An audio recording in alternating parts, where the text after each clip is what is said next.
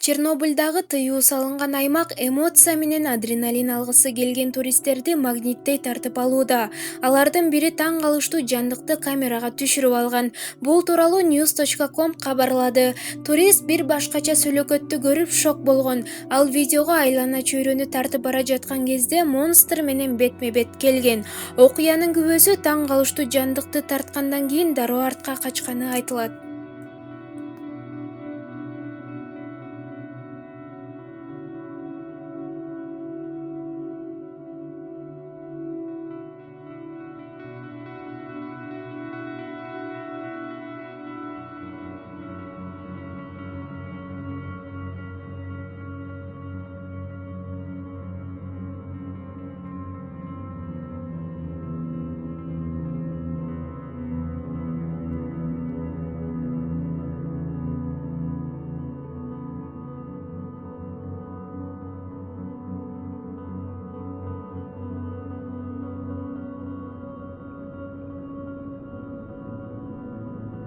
Спортко акча коюуга 1xbetти сунуштайбыз. 1xbetте коэффициенттер эң жогору. Бул тиркемени колдонуу өтө ыңгайлуу жана жеңил.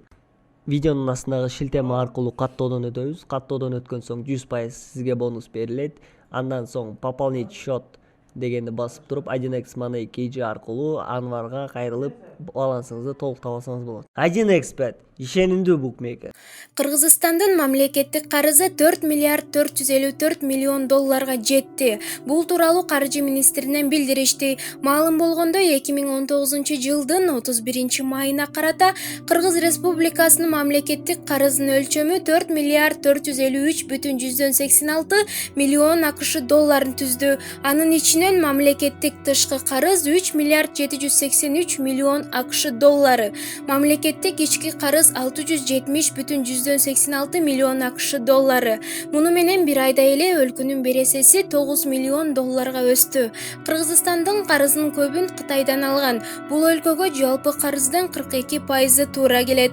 Көп тараптуу насиялардын ичинен биринчи орунда Дүйнөлүк банктын курамына кирген эл аралык өнүгүү ассоциациясынан алынган насиялар турат.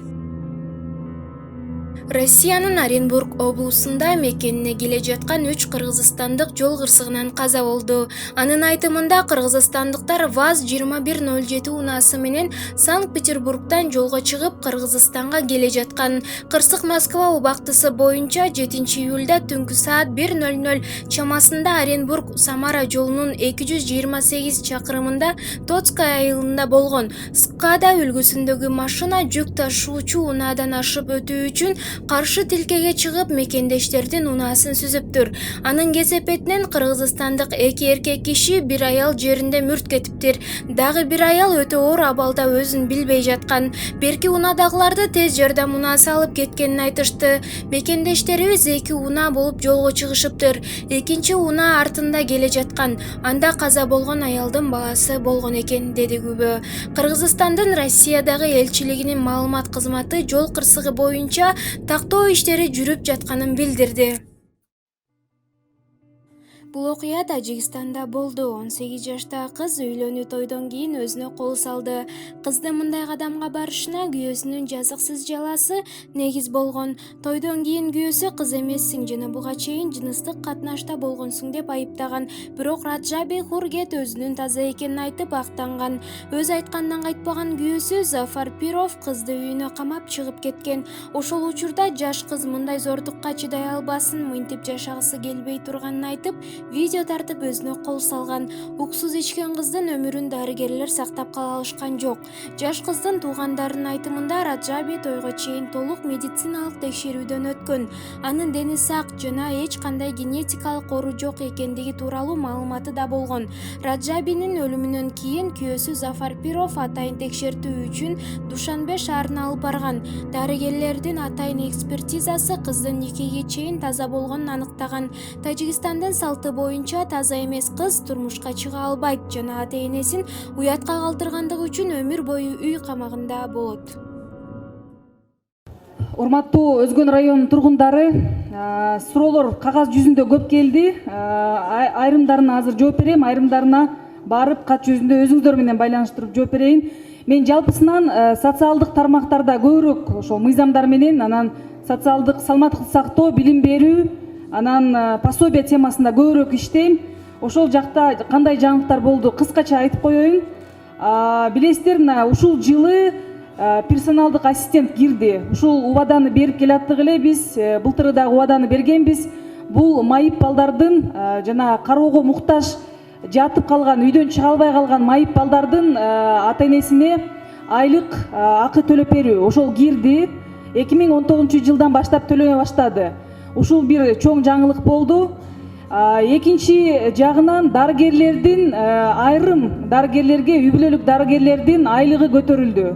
Бул айрым категориялар менен бардыгына эмес, базалык бөлүгү эмес, бул үй бүлөлүк дарыгерлер привичканы биз өнүктүрөбүз деп атабыз. Кичине мындай реформа болду.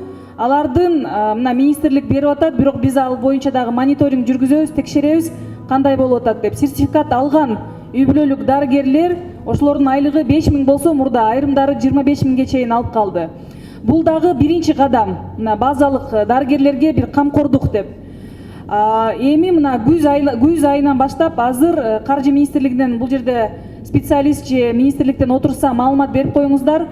Мугалимдерге дагы ошол дарыгерлерге окшоп эле айрым категориялар менен иштеп, мындай критерийлер киргизилет дагы, алардын айлыгы көбөйтүлөт. 40% деп атабыз. Мына сентябрдан баштап ошол айлыктын көбөйүшүн мугалимдерге күтүп атабыз. Анан дарыгерлер, мугалимдер боюнча дагы мындай камкордукка алалы. Азыр бюджетте акча тартыш, ар бириңиздер мына мектеп, бала бакча деп атасыздар, тилекке каршы кирбейт. Баары киргизүүгө канчалык далалат жасасак дагы баары кирбейт да. Биз сыйкырчы эмеспиз. Мисалы үчүн мен сыйкырчы эмесмин. Бюджетте айрым мындай тартыш болуп атса, баарыңыздарды киргизе албайбыз. Бизде жылына эле бир көйгөй кайталанат. Урматтуу Өзгөн районунун тургундары, аксакалдар, угуп койсоңуздар, мына депутаттар менен, аким менен чогуу чечип алалы. Бул жерде отурган министрликтер менен дагы. Уже мен жадап, кыжырым келип бүттү. Бул кандай маселе? Баарыбыз жапа-тырмак ар бир айылдан мына барганда киргизебиз дейбиз. Бир бала бакчаны, мына мектепти киргизебиз дейбиз. Бюджетти резиновый деп элестетебиз. Кимдин үнү жоон чыкса, ошол биз киргизели дейбиз дагы. Албетте мен түшүнөм. Бирок барган жерде убада беребиз, ооба кирет деп. Бирок ал кирбейт. Же болбосо 1 миллион бөлүнөт, 1 миллион. Же 2 миллион бөлүнөт себелеп. Ошондуктан бир мындай жыйынтык чыгыш үчүн биз дагы былтыр эле мен сунуштагам. Губернатор болобу, аким болобу, ушул жерден чогуу отуруп приоритет кылалы да, приоритет. Ушул жылы ушул мектепти бүтүрөбүз деп. Аны үчүн баарыңыздар чогуу бир кепке келишиңиздер керек. Баарыңыздарчы, биз 20 мектепти киргизип алып, анан ушундай жолугушууларда калп эле сүйлөй бергендин кажети жок. Ушуну киргизгиле, бүгүн 1 миллион бөлүндү, 500 000 бөлүндү депчи, ал бөлүнбөйт. Ошондуктан мындай себелебей, кичине мындай өзүбүз дагы акыл менен калчап, аким менен отуруп, министрликтер менен отуруп жакшылап иштешибиз керек. 10 жылдан бери бүтпөгөн мектептер бар. Аны дагы биз чечип алышыбыз керек да. Ушундай бир көйгөйлөр болуп атат. Калган каалоо сунуштар бардыгы жакшы айтылды. Мен пособие боюнча дагы айтып коеюн. Азыр коомдук талкууга койдук. 2017 жылы биз бардык балдарга пособие төлөнсүн деген мыйзамыбыз өтпөй калган. Бирок ошол акча бөлүнгөн. 5 миллиард 300 миллион жылына пособияга бөлүнөт. Жылына пособие албай калган, пособие боюнча көп иштешебиз, ушу жолугушууларда дагы. Эң жакыр үй бүлөлөргө, пособияга муктаж үй бүлөлөргө ошол пособие жетпей атат. Жетпей атат, себеби дегенде коррупция көп, себеби дегенде кагаз иштери, документтер, справкалар көп.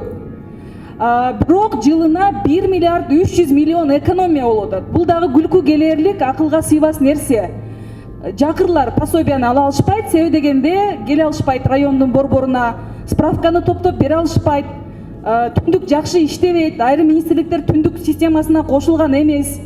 Ошол эле мезгилде 1 миллиард 300 миллион экономия болуп атат.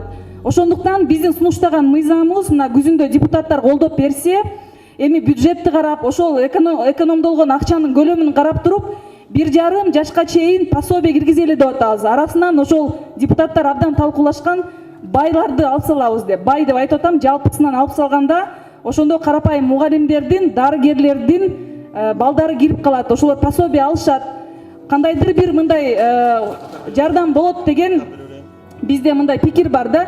Мен эми реалдуу боло турган жумуштарды айтып атам. Дагы эмне кирди, мына буюрса биз иштеген мыйзам. Ушул жерде айымдар отурасыздар. Сизге дагы рахмат. Мына айымдар коомдогу зор күч деп атасыздар.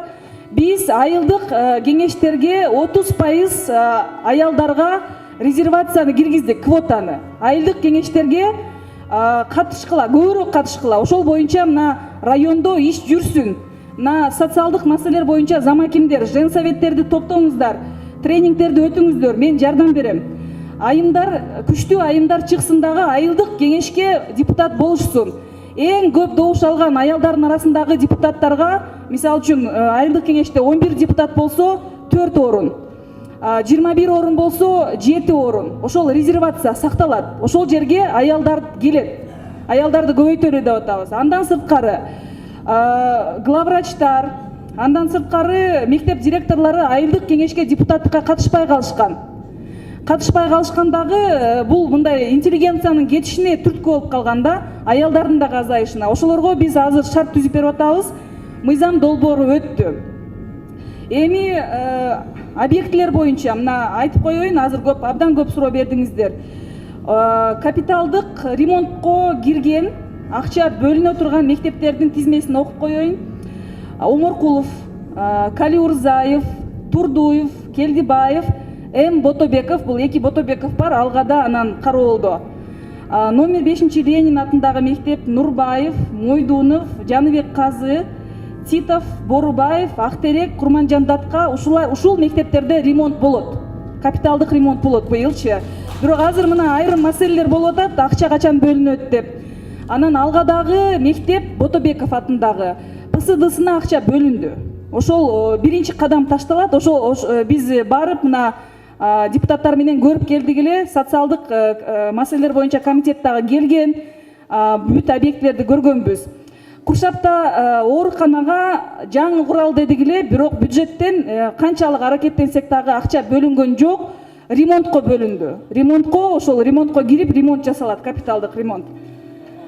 Андан сырткары курула турган мектептер, ошол Долгострой деп коебузбу, курулушу бүтпөй жаткан мектептер жана ошолорго акча бөлүнгөн, тизмеге кирген мектептердин тизмеси Жалпак Таш айыл аймагындагы Кысык Алма орто мектеби, Өзгөн шаарындагы Айтматов атындагы бала бакчасы, Жылалды айылындагы бала бакчасы, Макаренко айылындагы 58 мектеп, Мамаджанов атындагы орто мектеби, Карадыйкан айылындагы 7, Ташматов атындагы орто мектебиндеги спорт зал, бул курулуш.